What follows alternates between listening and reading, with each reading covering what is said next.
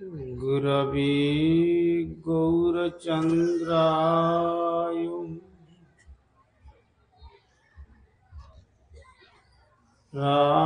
राधिकायै तदालये कृष्णाय कृष्णभक्ताय तद्भक्ताय नमो नमः।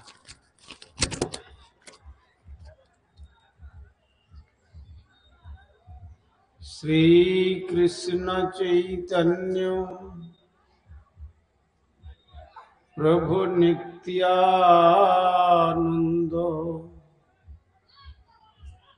श्री अद्वैत गदाधर श्रीवासादि गौर भक्त वृंद। हरे कृष्णा कृष्ण कृष्ण हरे हरे हरे राम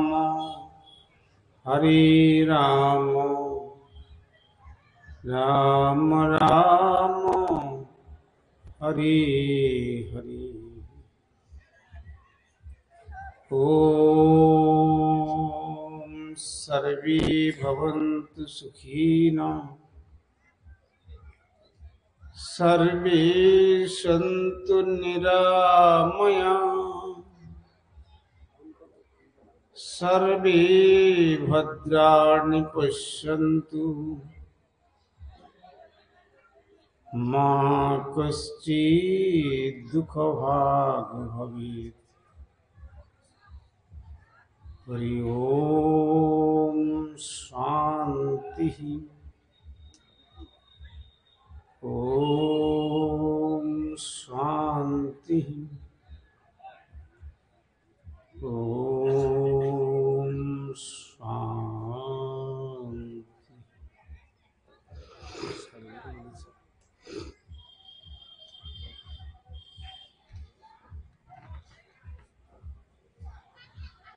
सर्वप्रथम परमार्चनीय विश्ववंदित आचार्य भास्कर प्राच्य एवं पाश्चात्य श्री चैतन्य महाप्रभुर प्रेम धर्मेर बाणीर निर्भीक प्रचारक प्रबोध कलिजुग पावनावतारी भुवन मंगल परम करुण श्रीमान महाप्रभुर अभिन्न श्री श्री नित्यानंद मूर्त प्रकाश मूर्ति जगद्गुरु जुगाचार्य श्रील प्रभुपाद भक्ति सिद्धांत सरस्वती गोस्वामी ठाकुरेर अनुकंपित जनेर अन्यतम कृपा भाजन परमार्चनीय श्री गुरुपाद पद्म ओं विष्णुपाद परिव्राज त्रिदंडी स्वामी श्री श्रीमद् भक्ति कुमुद संत गोस्वामी ठाकुरेर रातुर चरणे संख्यातीत साष्टांग दंडवत प्रणति जानिए तार अहैतुकी कृपा आशीर्वाद प्रार्थना करी। तदनंतर सपार्षद परम गुरुदेव श्रील प्रभुपाद भक्ति सिद्धांत सरस्वती गोस्वामी ठाकुरेर श्रीचरण कमले अनुरूप दंडवत प्रणति जानिए आद्यकार गौड़ीय वेदांत समितिर अन्यतम प्रचारक वर श्रील भक्ति वेदांत संत महाराज एवं त्रिदंडीपादगण ब्रह्मचारी वृंद भागवत कथा श्रवण पिपासु सुधी सज्जन वृंद ও মাতৃমণ্ডলী, সকলকেই প্রারম্ভে জানাই আমার হার্দিক সাদর যথাযোগ্য বৈষ্ণব অভিনন্দন।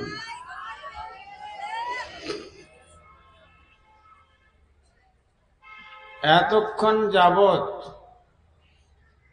বিভিন্ন বক্তাগণ বিভিন্নভাবে আপনাদেরকে সনাতন ধর্মে আকৃষ্ট হওয়ার সাদর বিনম্র আমন্ত্রণ জানিয়েছেন।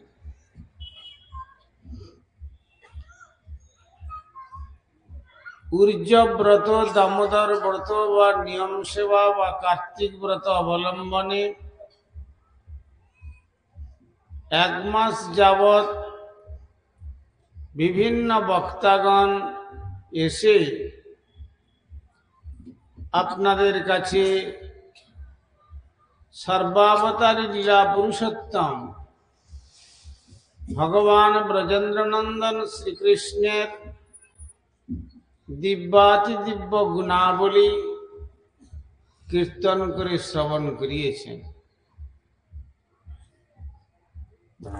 কিন্তু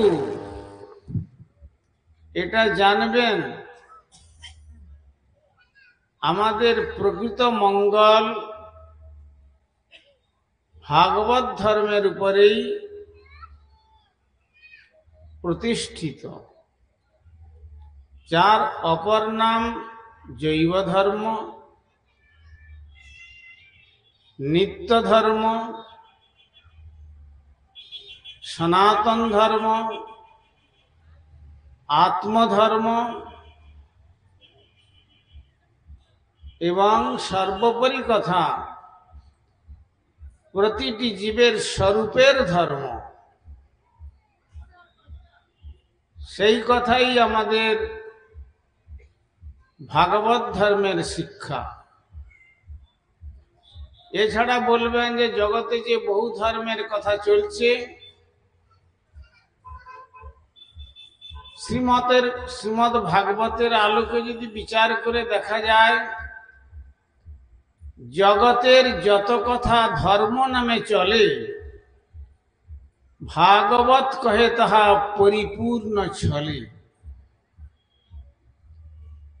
জগতে যত ধর্মের কথা আছে, শ্রীমদ ভাগবত আলোকের বিচারে যদি বিচার করা যায়, সব ধর্মই ছলনা করছে, আপনাকে বঞ্চিত করছে, আপনাকে স্বরূপ থেকে বিভ্রান্ত করে দিচ্ছে। আজ দেখবেন সনাতন ধর্ম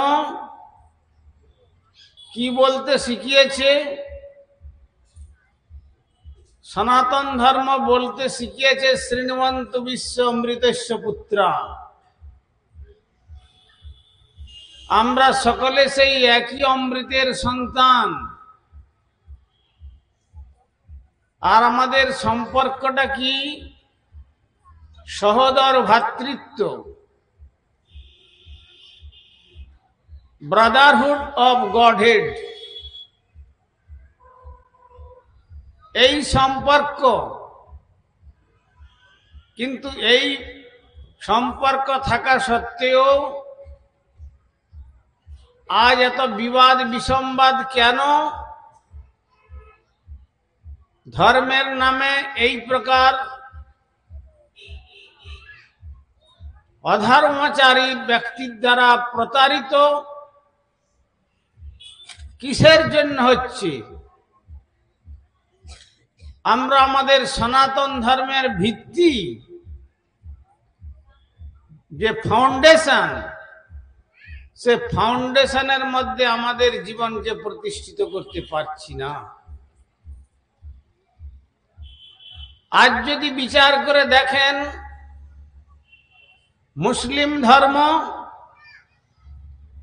1500 বৎসর পূর্বে হযরত মুহাম্মদের জন্মের আগে কোনো অস্তিত্ব ছিল না। 2024 সালের পূর্বে খ্রিস্ট ধর্মের কোনো অস্তিত্ব ছিল না। 2000 বৎসর পূর্বে বৌদ্ধ ধর্মের কোনো অস্তিত্ব ছিল। বুদ্ধদেব এসে যে ধর্মের প্রচার করলেন, অহিংসার বাণী জগৎকে দিলেন, অহিংসা পরম ধর্ম। সেখানে আপনাদের সনাতন শাস্ত্র কি বলছেন? বেদ না মানিয়া বৌদ্ধ হয়তো নাস্তিক। বেদের মন্ত্রকে স্বীকার না করে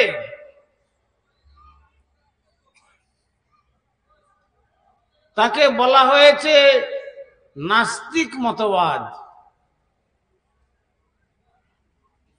আর অধিক কথা বললে অঙ্গে কাঁটা দিয়ে উঠবে।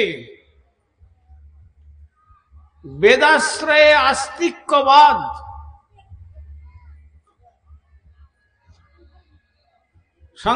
শঙ্করাচার্য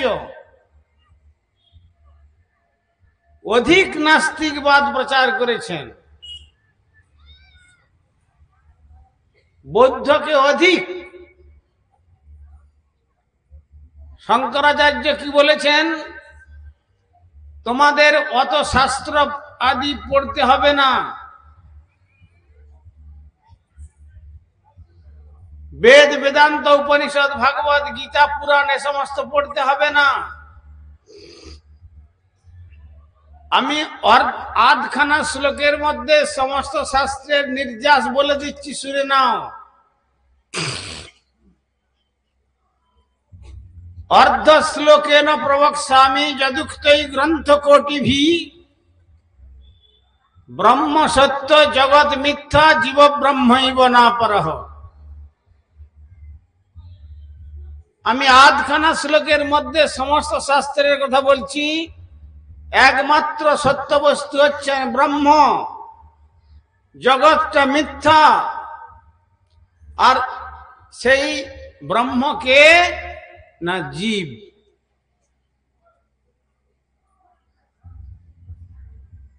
আমাদের প্রেমের ঠাকুর, প্রাদেশিকতার কথায় বলতে গেলে বলতে হয় বাংলার ঠাকুর। তিনি শুধু বাংলার ঠাকুর নয়, অনন্ত বিশ্ব ব্রহ্মাণ্ডের আরাধ্য দেব, ঔদার্য রসঘন মূরতি। আচার্য লীলা শিক্ষা দেওয়ার জন্য ভগবান শ্রী চৈতন্য মহাপ্রভু এসে আমাদেরকে জানিয়ে দিলেন বিশুদ্ধ সনাতন ধর্মের কথা। কি সেই সনাতন ধর্ম? সনাতন ধর্মের কথা বলতে গিয়ে শ্রীমন মহাপ্রভু বিচার স্থাপন করছেন যে বেদ না মানিয়া বৌদ্ধ হয়তো নাস্তিক। বেদাশ্রয়ে নাস্তিক্যবাদ বৌদ্ধকে অধিক। সেই যে মায়াবাদ, মায়াবাদকে খণ্ডন করে মহাপ্রভু বলেছেন মায়াবাদী ভাষ্য শুনিলে জীবের হয় সর্বনাশ। কবিরাজ গোস্বামী চরণ তার অমর লেখনী শ্রী চৈতন্য চরিতামৃতে সে কথা বর্ণন করেছেন।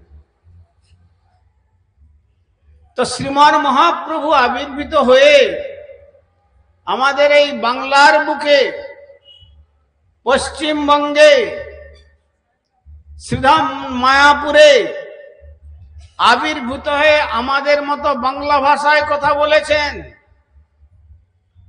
তদানীন্তন কালে হুসেন শাহের প্রধানমন্ত্রী সনাতন গোস্বামী, পরবর্তীকালে যখন শ্রীমান মহাপ্রভুর চরণে আকৃষ্ট হয়ে প্রয়াগে শ্রীমান মহাপ্রভুর চরণ তলে বসে জিজ্ঞাসা করছেন, কে আমি কেন মরে যারে তাপত্রয় ইহা নাহি জানি কইছে হিত হয়। আমি কে? আমরা হলে বলতাম যে আমি ব্রাহ্মণ, আমি ক্ষত্রিয়, আমি বৈশ্য, আমি শূদ্র, আমি ব্রহ্মচারী, আমি গৃহী, আমি বানপ্রস্থী, আমি সন্ন্যাসী, আমি বৈজ্ঞানিক, আমি দার্শনিক, আমি সমাজবাদী, সোশ্যোলজিস্ট, সায়েন্টিস্ট, কত কিছু। আবার আমাদের নিজের পরিচয় দিয়ে নেম প্লেট, লেটার হেডের মধ্যে আমরা আমাদের রেজিগনেশন দিয়ে দিই। কিন্তু তিনি জানতেন না তদানীন্তন কালে হুসেন শাহের যিনি প্রধানমন্ত্রী, আমি কে, হু অ্যাম আই, এইটা ছিল তার প্রশ্ন শ্রী চৈতন্য মহাপ্রভুর চরণ প্রান্তে।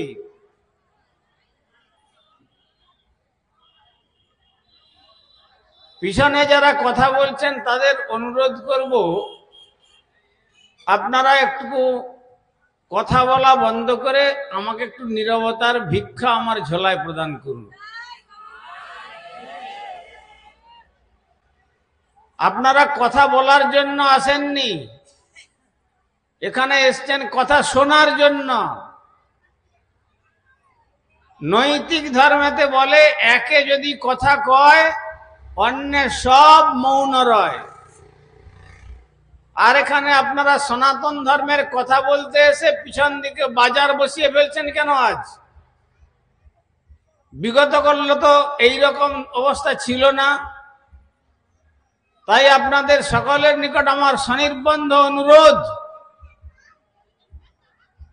আপনারা কথা একটু বন্ধ করুন, একটু কথা শ্রবণ করবার চেষ্টা করুন। তাই শ্রীল সনাতন গোস্বামী চরণ যখন শ্রীমান মহাপ্রভুর চরণ কমলে এই প্রশ্ন রাখলেন যে আমি কে, তখন মহাপ্রভু সেই সনাতন ধর্মের শিক্ষা দিতে বললেন, দেখো সনাতন, জীবের স্বরূপ হয় কৃষ্ণের নিত্য দাস। কৃষ্ণের তটস্থ শক্তি ভেদাভেদ প্রকাশ। আমরা হচ্ছি তার নিত্য দাস। ভগবান বলছেন মমই বংশ জীবলোকে জীবভূত সনাতন। ভগবানের শ্রীমুখের উক্তি কুরুক্ষেত্রের রণাঙ্গনে দাঁড়িয়ে অর্জুনকে উপলক্ষ করে এই সংবাদ জানিয়েছিলেন। তাই সেই সংবাদের পুনরাবৃত্তি করছেন ঔদার্য রসঘন মরতি কলিযুগ পাবন অবতারী শ্রী চৈতন্য মহাপ্রভু। তিনি কি জানালেন? জীবের স্বরূপ হয়, শুধু মানুষের নয়, প্রতিটি জীবের স্বরূপ, প্রতিটি জীবের পরিচয় কৃষ্ণের নিত্য দাস। অর্থাৎ আমরা কেহ মানি আর কেহ না মানি, সব কৃষ্ণের দাস। যে মানে তার হয় শ্রী গোলকেতে বাস, আর যে না মানে সেই পাপে তার হয় সর্বনাশ। সুতরাং আনুষঙ্গিক রূপে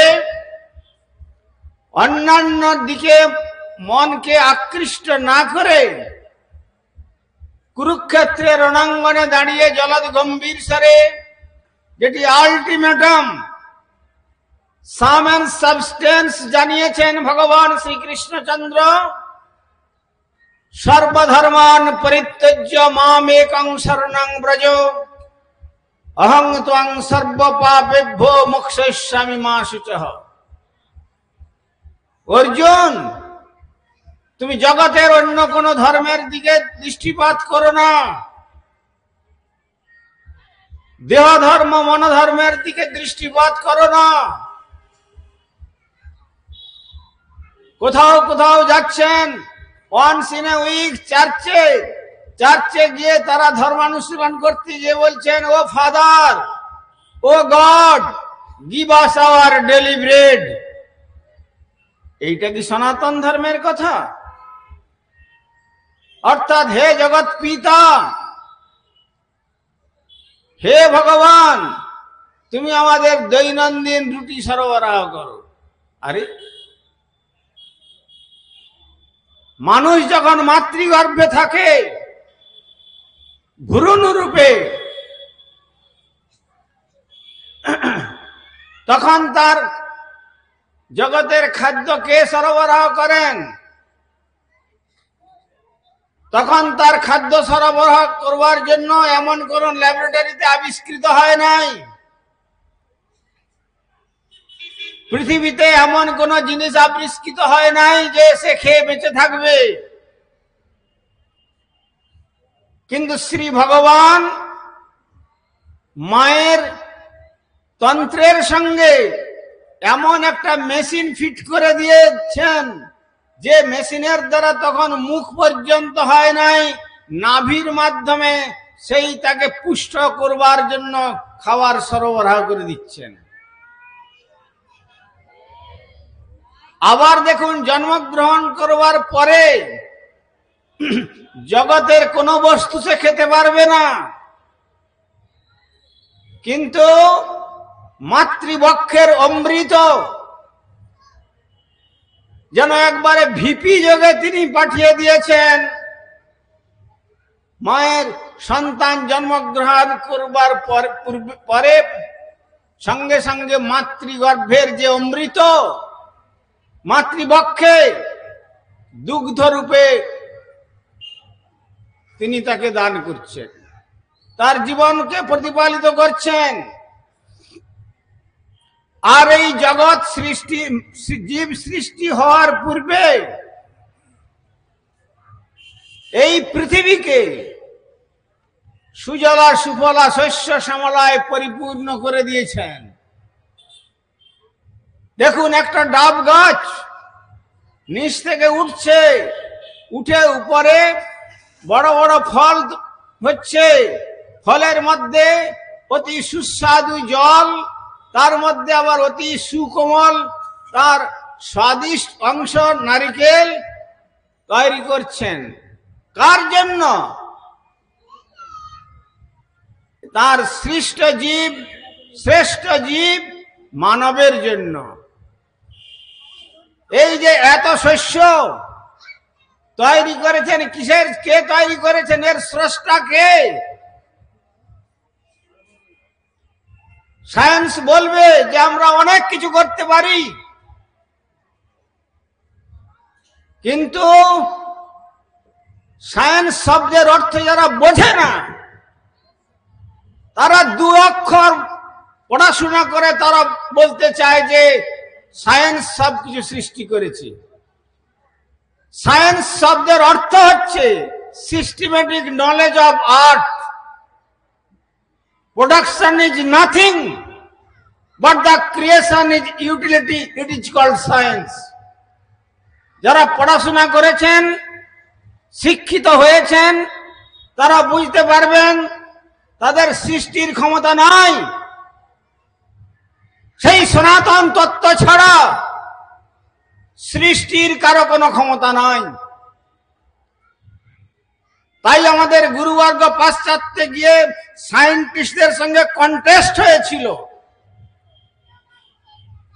তিনি একটা মরা দুর্বার ঘাসকে তুলে বলেছিলেন যে ওহে সায়েন্টিস্ট, ওহে বৈজ্ঞানিক, পারবে তুমি এই মরা দুর্বা ঘাসটার মধ্যে প্রাণ সঞ্চার করে একে বাঁচিয়ে দিতে? তখন তারা বলেছিল, স্বামীজি পারলাম না, আপনার কথার উত্তর দেওয়ার মতো আমাদের ঝোলাতে কোনো বস্তু নাই।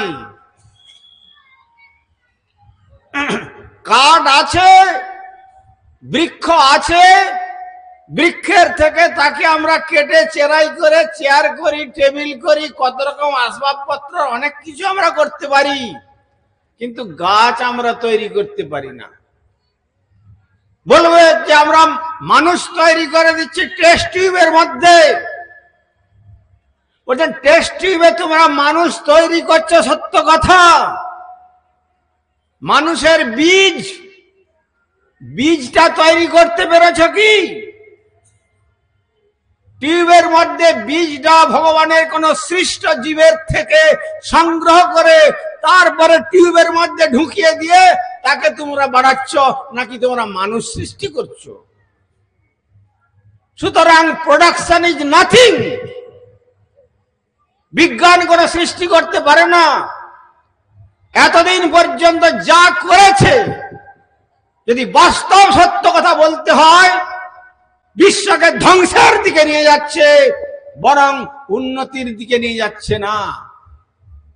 যারা পড়াশোনা করেছেন তারা জানেন, এখন 2 লক্ষ মেগাওয়াট অ্যাটমিক এনার্জি ওয়ার্ল্ডের মধ্যে স্টক হয়েছে। 2 লক্ষ মেগাওয়াট অ্যাটম। তারা নাকি বিশ্বকে শান্তি দেওয়ার জন্য এই অ্যাটমিক এনার্জি স্টক করেছে। কিন্তু বলছেন যার 1% যদি বাস্ট করে, তাহলে সারা পৃথিবী 1 বৎসরের জন্য সূর্যের আলোক এই ধরাবক্ষে পতিত হতে পারবে না। একটা তৃণগুল্মলতাও বেঁচে থাকবে না, সমস্ত পুড়ে ছাই হয়ে যাবে। তাই আজ যারা বিশ্বের নেতৃস্থানীয়, যারা মনে করেছিল যে এই অ্যাটমিক এনার্জিকে সৃষ্টি করে আমরা জগৎকে রক্ষা করব, সুতরাং ওটা যখন তৈরি হয়েছে, বাস্ট একদিন হবে। সুতরাং বাস্ট হওয়া মানেই জগৎকে ধ্বংসের দিকে নিয়ে যাওয়া। আর যদি জীবকে বেঁচে থাকতে হয়, বাঁচবার জন্য সন্দেশ দিয়েছেন আমাদের সর্বাবতারী লীলা পুরুষোত্তম ভগবান ব্রজেন্দ্র নন্দন শ্রীকৃষ্ণ। তিনি জানিয়ে দিয়েছেন যে দেখো, যদি বাঁচতে চাও, তোমরা সব আমার অংশ। অংশ কখনো পূর্ণ হবে না। আমরা জিওগ্রাফিতে পড়েছিলাম, part is equal to the whole, that is absurd. অংশ কখনো পূর্ণ হয় না। Part is always part, whole is always whole. পূর্ণ সর্বসময়ের জন্য পূর্ণ। কিরকম পূর্ণ তিনি উপনিষদ জানিয়েছেন, ওম পূর্ণমদঃ পূর্ণমিদং পূর্ণাৎ পূর্ণমুদচ্যতে পূর্ণস্য পূর্ণমাদায় পূর্ণমেবাবশিষ্যতি। জগতের 1 কোটি টাকা থেকে যদি 1 পয়সা বাদ দিয়ে দেন, তাহলে তাকে আর কেউ 1 কোটি টাকা বলবে না।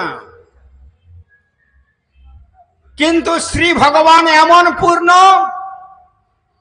তার পূর্ণত্বের থেকে যদি পূর্ণ সাবট্রাক্ট করা যায়, পূর্ণ মাইনাস করা যায়, তথাপি তিনি পূর্ণ।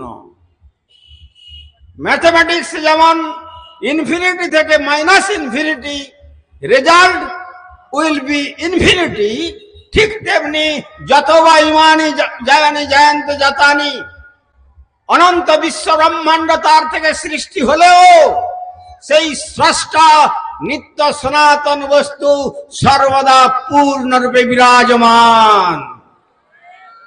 তিনি হচ্ছেন সনাতন তত্ত্ব। সনাতন ইতি সএব সনাতন। যিনি পূর্বে ছিলেন, এখনো আছেন এবং পরেও থাকবেন। যেমন প্রথম বক্তা বলেছিলেন ভাগবত চতুশ্লোকীর মধ্যে, অহম এবাসমেবাগ্রে নান্যজ্জৎ সদসৎ পরম পশ্চাৎ অহম যদেতচ্চ যো অবশিষ্যত সোऽস্মহম। হে ব্রহ্মা, অহম এবাসমেবাগ্রে নান্যজ্জৎ সদসৎ পরম। যখন জগতে সদসৎ কোন বস্তু ছিল না, একমাত্র আমি ছিলাম। পশ্চাৎ অহং একোহং বহুশ্যাম।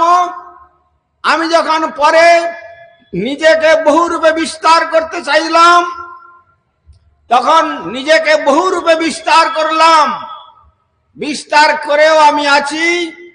আর এই আমার সৃষ্ট জগৎ যখন মহাপ্রলয় সলিলে সব ধ্বংস হয়ে যাবে, তখন একমাত্র আমি থাকবো। কেন না আমি সনাতন। সেই সনাতন ধর্মের উৎস হচ্ছেন ভগবান সর্বাবতারী লীলা পুরুষোত্তম ভগবান শ্রীকৃষ্ণ। সেই জন্য আমি বলছি আমরা সকলেই তার অংশ। অংশের কার্য কি? অংশের কার্য হবে পূর্ণের সেবা করা। যেমন আমার এই হাতটা হচ্ছে আমার শরীরের অংশ। আমার হাত যদি বলে যে আমি এত যত্ন করে খাদ্যদ্রব্য, এত সুন্দর স্বাদিষ্ট জিনিস আর মেখে টেকে সুন্দর করে মুখে দিই, আর কেবলমাত্র পেট সব বসে বসে আস্বাদন করে, না আমি এই শরীরের মধ্যে থাকবো না, এই বলে হাত যদি শরীর থেকে বেরিয়ে চলে যায়, কি হবে? দেহটা অঙ্গহানি হবে বটে, কিন্তু দেহটা বেঁচে থাকবে, হাতের অস্তিত্ব থাকবে না। হাতটা পচে গলে নষ্ট হয়ে তার অস্তিত্বকে শেষ করে ফেলবে। তেমনি আমরা যদি সনাতন বস্তু ভগবান শ্রী গোবিন্দের পাদ পদ্ম আরাধনা করতে পারি, অংশ হয়ে পূর্ণের আরাধনা করতে পারি, তবেই আমাদের অস্তিত্ব। আর যদি আমরা ভগবান শ্রী গোবিন্দের আরাধনা করতে না পারি, তাহলে হাতের মতো পচে গলে নষ্ট হয়ে জন্ম জন্মান্তরীণ গর্ভবাসং মহা দুঃখম, সেই পুনরপি জননম পুনরপি মরণম পুনরপি জননী জঠরে শয়নম ইতি সংসারে স্ফুটতর দোষ কথমিয় ভাব তব সন্তোষ। ভজ গোবিন্দম শ্রী গোবিন্দং ভজ মূঢ়মতে।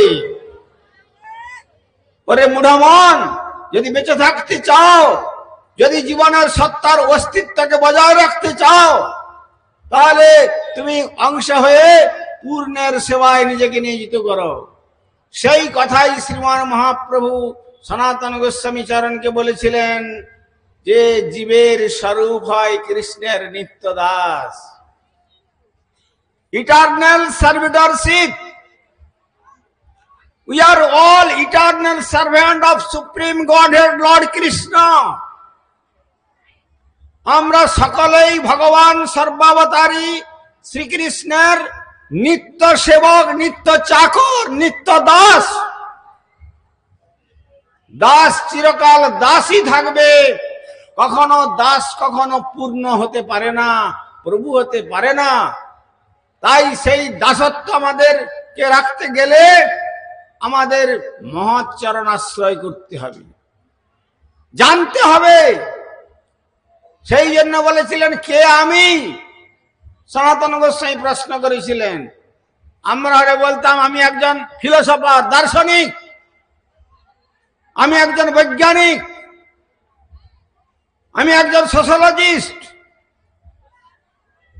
আমি একজন কমিউনিস্ট, ইত্যাদি ইত্যাদি কত রকম আমরা নিজেদেরকে পরিচয় দিই। এগুলো আমাদের নিত্য পরিচয় নয়, এগুলো টেম্পোরারি অ্যান্ড ট্রানজিটরি, দুদিনের জন্য। এসব পরিচয়ের কোনো মূল্য নাই। মহাপ্রভু তাই জোর দিয়ে বললেন, না হং বিপ্র নচ নরপতি না পিবস্য না শূদ্র না হং বর্ণী নচ গৃহপতি ন বনস্থ জ্যোতির্বা কিন্তু প্রদ্যন নিখিল পরমানন্দ পূর্ণ মৃতাব্ধে গোপী ভর্তুর পদকমলের দাস দাসানুদাস। আমি ব্রাহ্মণ নই, আমি ক্ষত্রিয় নই, আমি বৈশ্য নই, আমি শূদ্র নই, আমি ব্রহ্মচারী নই, আমি গৃহস্থ নই, আমি বানপ্রস্থী নই, আমি সন্ন্যাসী নই। তাহলে কি কে তুমি? আমি গোপীভর্তুর পদকমলের দাস দাসানুদাস। যারা ব্রজেতে ভগবান শ্রী গোবিন্দের পাদ পদ্ম আরাধনার জন্য জীবনকে উৎসর্গ করেছিলেন, সেই যে ব্রজদেবীগণ, তাদের যিনি ভর্তা, তাদের যিনি আরাধ্য, তাদের যিনি উপাসনার তত্ত্ব, তার দাসের দাসের দাসের দাসানুদাস, এইটাই হলো আমার পরিচয়, এইটাই আমাদের পরিচয়। কিন্তু মানুষ, কেউ জানুক আর না জানুক, আজ জানবেন মানুষ দাসত্ব করবার প্রবৃত্তির আছে, কিন্তু প্রবৃত্তিটা উল্টো। মানুষ ঘরের সমস্ত বড় বড় প্ল্যানারকে দিয়ে, ইঞ্জিনিয়ারকে দিয়ে প্ল্যান নিচ্ছে। প্ল্যান নেওয়ার সময় বলছে, দেখো আমার ওই প্ল্যানের মধ্যে একটা ডগ রুমের একটা প্ল্যান রাখবে, অর্থাৎ আমার কুকুরকে রাখার জন্য একটা কুকুরের ঘরের প্ল্যান যেন থাকে। কিন্তু মনে আসছে না, আরে না, ডগ রুমের পরিবর্তে একটু গড রুম, যেখানে যেমন এখানে ভগবানের মন্দির, তেমনি একটা ভগবানের মন্দিরের জন্য একটা প্ল্যান যেন আমার ঘরের মধ্যে থাকে, যেখানে আমার ইষ্টদেবকে বসিয়ে সকাল সন্ধ্যা ইষ্টমন্ত্র স্মরণ করে অন্তে গৌর গোবিন্দের পাদ পদ্ম গোলক বৃন্দাবনে ফিরে যেতে পারবো। কিন্তু তা না করে ওই ডগ রুমের প্ল্যান, বলবো আমি আমার পেট ডগ, পোষা কুকুর, আমি আমার পোষা কুকুরকে সকালবেলা সোনার চেনে তাকে নিয়ে আমি তার চাকরি করতে বেরিয়ে যাই, তার চাকর হতে আমি চাই। কিন্তু যে গোমাতার সেবা করলে 33 কোটি দেবদেবীর সেবা হয়ে যায়, ভগবান গো ব্রাহ্মণ হিতায় চ, সেই গরুর যারা সেবা করেন, শ্রী ভগবান বলছেন গোমাতার সেবা করলে আমার সেবার ফলও কিছু সে লাভ করতে পারে। আর সেই গোমাতার সেবা নিজে করি না, সকালবেলা উঠে ওই কুকুরের চেন নিয়ে কুকুরকে পায়খানা করাতে নিয়ে যাই, কুকুরকে প্রস্রাব করাতে নিয়ে যাই, কুকুরের খাওয়ার জোগাড় করি, কিন্তু ভগবানের জন্য বাজার থেকে একটা ভালো জিনিস নিয়ে এসে ভগবানকে দেওয়ার চেষ্টা করি না। সারা জীবন ওই কুকুরের চিন্তা করতে করতে শেষ পর্যন্ত অন্তে জামতি স্বাগতি, আমাদের গুরুবর্গ বলতেন, this life is the foundation of your next life. এই জীবনটা হলো তোমার পরবর্তী জীবনের ভিত।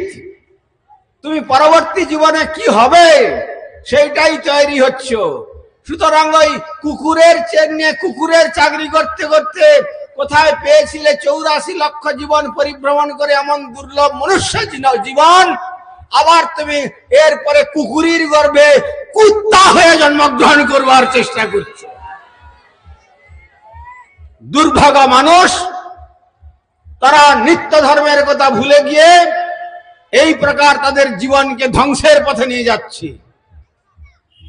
তাই ভগবানের কথা তাদের শুনতে ভালো লাগে না, নিত্য ধর্মের কথা শুনতে ভালো লাগে না। আমি শুনেছি এখানে যে 1 মাস ধরে যে ব্রত চলছিল, ওই 20 জন 50 জন মায়েরাকে বলে সে বসতো। কেন? এই মহিষালী গ্রামে কি অন্য আর লোক ছিল না? তাদের প্রয়োজন নাই। কেউ কুকুরের পিছনে চাকরি করছে, দাসত্ব করছে, কেউ বা ছাগলের পিছনে দাসত্ব করছে, কেউ বিড়ালির পিছনে দাসত্ব করছে। এই সব করতে করতে নিজের জীবনটাকে ধ্বংসের দিকে নিয়ে যেতে যাচ্ছে। কিন্তু ভগবানের কথা শুনলে আমরা যে আমাদের নিজের গৃহে ফিরে যেতে পারবো, যে কথা আমাদের প্রভুপাদ বলতেন, back to God and back to home, or this is the message of Shri Gaudiya Math और श्री चैतन्य फिलोसफी, चैतन्य दर्शन বা গৌড়ীয় মঠের এইটাই সন্দেশ। ফিরে চলো মন আপন ঘরে। কোথায় সেই ঘর? এই যে এত সুন্দর করে প্যালেস রচনা করেছি, এই ঘরে কি থাকা যাবে না? বলছে না, এ গৃহ তুমি যে রচনা করেছ, এ গৃহ বাঁচার জন্য কেউ গৃহ রচনা করে না। এই জন্য এই গৃহ প্রবেশ অনুষ্ঠান করে, কিন্তু গৃহ প্রস্থানের অনুষ্ঠান কেউ করতে জানে না। সেই গৃহের থেকে প্রস্থান কিভাবে করতে হবে সেইটা জানবার সন্দেশ প্রদান করেছেন আমাদের প্রেমাবতারী প্রেমের ঠাকুর শ্রী চৈতন্য মহাপ্রভু। সেই সন্দেশটা কি? ফিরে চলো মন আপন ঘরে। নিজের ঘরে ফিরে চলো। এটা তোমার ঘর নয়, এটা ভাড়া বাড়ি। কখন ওয়ার্নিং আসবে আমার বাড়ি ভ্যাকেট করে দাও, আমি আর ভাড়াটে রাখবো না, তখন কারো বাধা শুনবে না। সকলের বাধা ছিন্ন করে কাল তাকে আকর্ষণ করে কালের কবলে কবলীকৃত করবে। কিন্তু শ্রী ভগবান কুরুক্ষেত্র রণাঙ্গনে দাঁড়িয়ে জলদ গম্ভীর স্বরে ঘোষণা করে জানিয়ে দিলেন, ন তদ্ভাসয়তে সূর্য ন শশাঙ্ক ন পাবক যদ্গত্বা ন নিবর্তন্তে তদ্ধাম পরমং মম। যেখানে গেলে পর আর পুনরায় মাতৃকুক্ষিতে ওই মল মূত্রের ভান্ডার, কৃমিকীটের ভান্ডার, নারীর বন্ধন, এত কষ্ট স্বীকার করে গর্ভবাসং মহা দুঃখম, এই দুঃখের সমুদ্রের মধ্যে আর আমাকে আসতে হবে না। সেটা হলো ভগবত ধাম। সেই ভগবত ধামই হলো আমাদের প্রকৃত গৃহ। সেই গৃহে যদি আমরা ফিরে যেতে পারি তাহলেই আর আমাদের জন্ম মরণ চক্র জীবনের মতো চির নিষ্কৃতি পেয়ে যাবে, আর জন্মান্তরের মধ্যে প্রবেশ করতে হবে না। সেই জন্মান্তরের অন্তিম লগ্নে যাওয়ার জন্য একটাই মন্ত্র, একং শাস্ত্র দেবকী পুত্র এব একং দেব দেবকী একং দেব দেবকী পুত্র এব এক মন্ত্রস্তস্য নামানি জানি কর্মাপেক্ষং তস্য দেবস্য সেবা। একটাই মন্ত্র জীবনের সাধনা হোক, সেটা হলো কৃষ্ণ মন্ত্র। একটাই সাধনা হোক জীবনের যে অন্তিম যে অমৃতের সন্ধান লাভ করবার জন্য, তমসোমা জ্যোতির্গময় মৃত্যুর্মা অমৃতাঙ্গময়, যে কথা বলেছেন, আর অজ্ঞানের রাজ্য আমায় ঠেলে দিও না ঠাকুর, তুমি আমাকে আলোকের সন্ধান দাও। সেই আলোকবর্তিকার রাজ্যে পৌঁছতে গেলে পর একমাত্র সেই একটাই মন্ত্র, সেই শ্রীকৃষ্ণ মন্ত্র সাধন করতে হবে। সেই শ্রীকৃষ্ণই হচ্ছে নিত্য, আর তারা যার আমরা তার নিত্য দাস। সেই যে নিত্য দাসত্ব বৃত্তিটা যখন আমরা পরিপূর্ণ রূপে এই মায়ার দাসত্বে নিয়োজিত করবার পূর্বে ভগবানের দাসত্বে পরিবর্তন করতে পারবো, তখনই আমরা নিত্য ধর্মের সম্বন্ধে জানতে পেরে আমাদের নিত্য শাশ্বত চিরন্তন জীবন গোলক বৃন্দাবনে শ্রী রাধা গোবিন্দের নিত্য সেবায় জীবনকে নিয়োজিত করে আমাদের এই দুর্লভ মনুষ্য জীবনকে ধন্য করতে পারবো। সেই যাওয়ার মন্ত্র কলিকালে মহাপ্রভু একটাই মন্ত্র দিয়েছেন, যেটা শুধু মন্ত্র নয়, মন্ত্রের সঙ্গে আরো একটা শ্রেষ্ঠ শব্দ যোগ করে দিয়েছেন, সেটা হলো মহামন্ত্র। 4 যুগের 4টা মন্ত্র, 4 যুগেই 4টা মন্ত্র ছিল। সত্য যুগের মন্ত্র ছিল নারায়ণ পরাবেদা, নারায়ণ পরাক্ষরা, নারায়ণ পরামুক্তি, নারায়ণ পরাগতি। ত্রেতা যুগের মন্ত্র ছিল রাম নারায়ণ অনন্ত মুকুন্দ মধুসূদন কৃষ্ণ কেশব কংসারে হরে বৈকুণ্ঠ বামন। আর দ্বাপর যুগে মন্ত্র ছিল হরে মুরারে মধুকৈটভা রে গোপাল গোবিন্দ মুকুন্দ সৌরে যজ্ঞেশ নারায়ণ কৃষ্ণ বিষ্ণু নিরাশ্রয়ং মাং জগদীশ রক্ষ। আর কলিকালে মহাপ্রভু শুধু মন্ত্র না দিয়ে তার সঙ্গে মহামন্ত্র যোগ করে দিলেন, শ্রেষ্ঠ মন্ত্র।